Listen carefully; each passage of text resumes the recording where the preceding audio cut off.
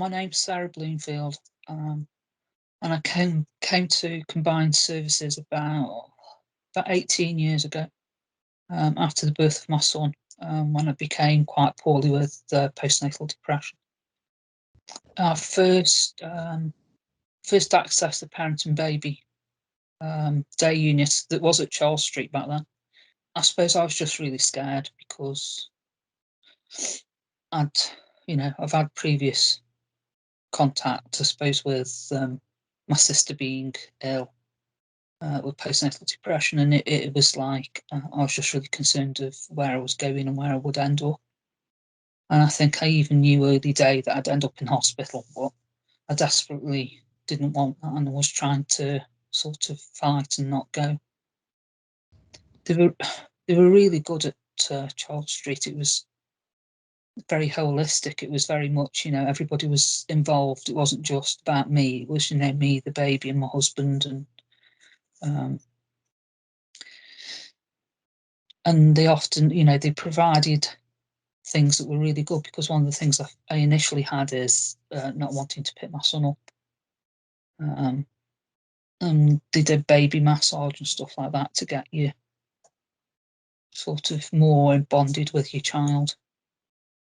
So yeah, I've always been really grateful for the support that I got there.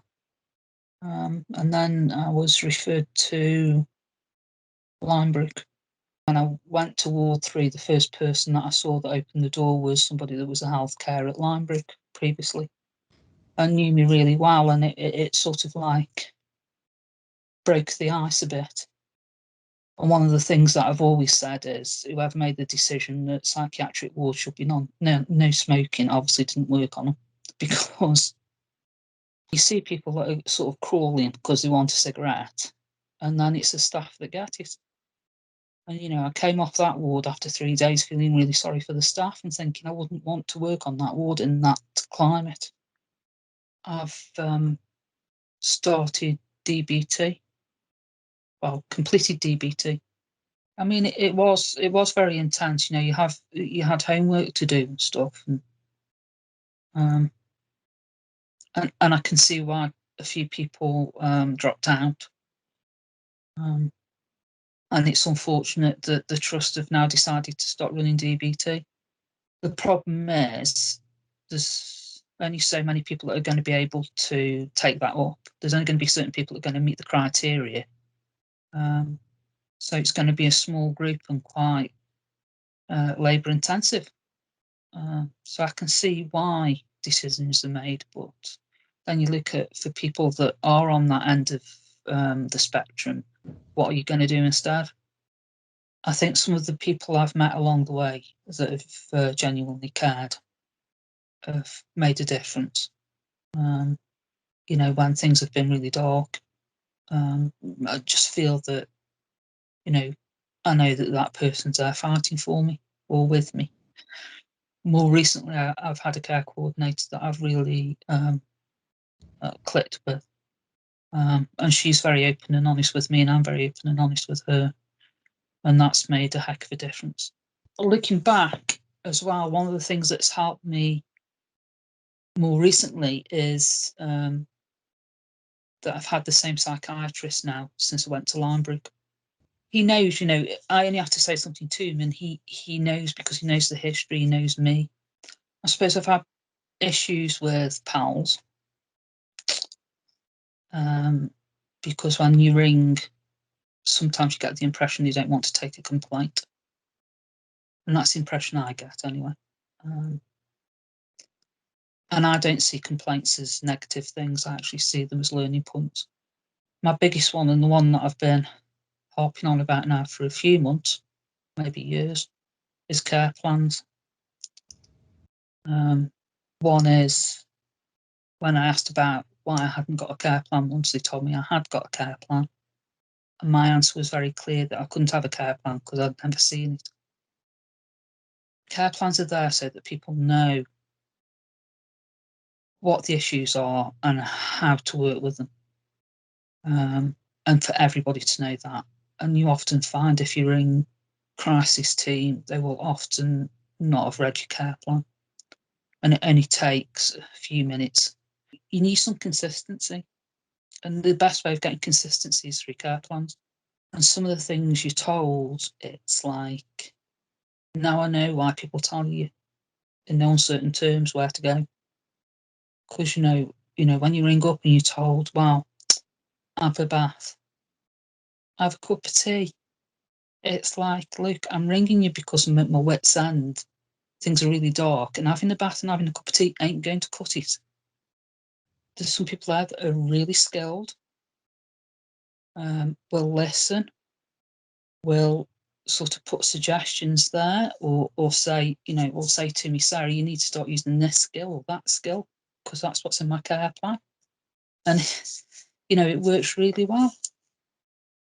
There are times when I suppose ringing there has saved me from doing something stupid. I think the great thing, certainly talking from my point of view, since the pandemic, is I suppose I've had a bit more support, really, from Combined. But other agencies have also stepped up, really, and provided more. You look at mental health helplines now, 24 hours.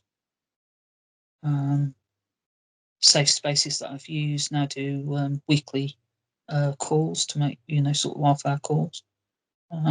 So, people have sort of stepped up, really. It's about involving people more. It's about including people into changes, into what's, going to happen for them or whatever else. You're looking at, like the crisis centre opening up and people being involved in that. You've got to have people involved. You've got to have their sort of opinions. It's almost a change in the way that services are being provided, isn't it? If you're in crisis, this is where you come now. You don't go to your resource centre. It's different, isn't it? And people have got to know that, because when you're in crisis, the last thing you need to do is start looking up where you've got to go. Communication-wise, you aren't communicating with the people that you need to be communicating with. I think for me, I talk base level because I know that there's people that are still on base level, and that is you write to people. Because not everybody's got a phone that's accessing internet. Not everybody can access websites. I mean, there are lots of good things in Combined, and and a lot of that is I suppose staff and stuff. They've got some, like I said, some really committed, caring, and well-skilled staff. One, it's to make sure, if they're going to have some commitment, for people to have up-to-date care plans that they've been involved in. And I suppose two is their biggest asset are the nurses that are on the ground and the staff that are on the ground. And I think, you just need to make sure that they're being cared for as well. Because one of the things for me during the whole of this pandemic is, everybody's gone on about the nurses and the doctors that are on the wards with COVID, and and intensive care and an A&E, and no one mentions about the mental health nurses that, day in, day out, are going into people's homes, giving people injections, and are putting their lives at risk day in, day out, and nobody mentions that.